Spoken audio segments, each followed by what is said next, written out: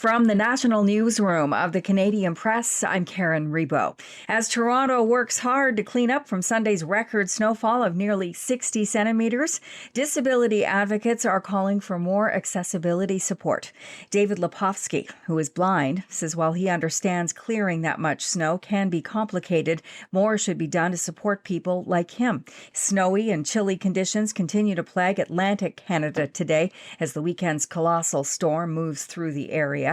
Many U.S. residents have shivered through another night of below freezing temperatures and no power after that same massive storm dumped snow in the Northeast and left parts of the American South coated in ice. Still 500,000 homes and businesses off the grid. Freezing temperatures are complicating cleanup efforts. Here's Mississippi Governor Tate Reeves. It's somewhat like whack-a-mole. Every time one of the utility companies and power companies gets a large group back online, we have another tree fall or we have another limb fall. At least 30 deaths were reported in states hit by the winter weather, and there were over 12,000 flight delays or cancellations in the U.S. again yesterday.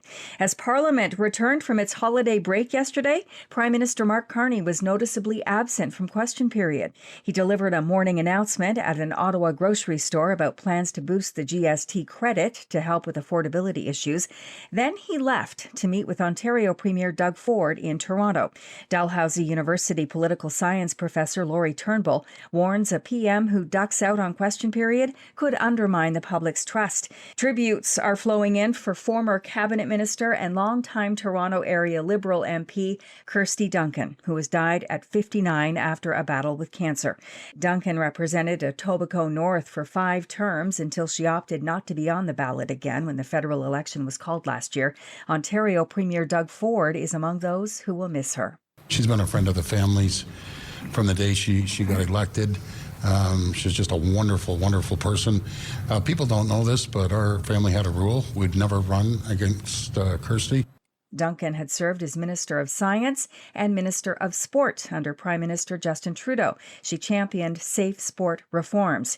Those posts you made about 2016 may have a hidden downside. Sarah Saska is the CEO of consultancy firm Feminuity. She says everyone recently posting throwbacks from 10 years ago has delivered a goldmine to companies training artificial intelligence models. These data sets are super rare. They're very, very expensive to replicate.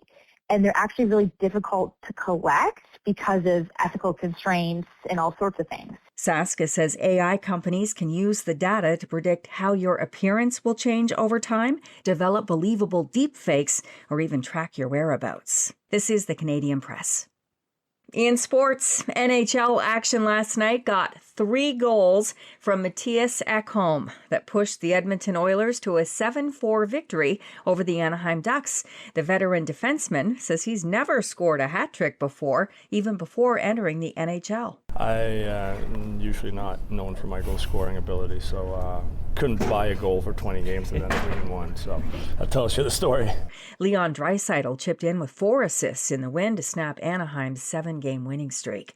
And at the Australian Open tennis tournament today, Aryna Sabalenka beat 18-year-old American Eva Jovic to reach the semifinals before searing heat on day 10 forced matches to be played undercover.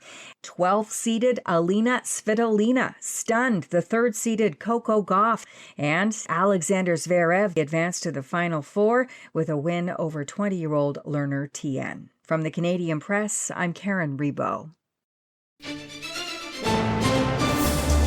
Thanks for listening. Don't forget to follow and subscribe.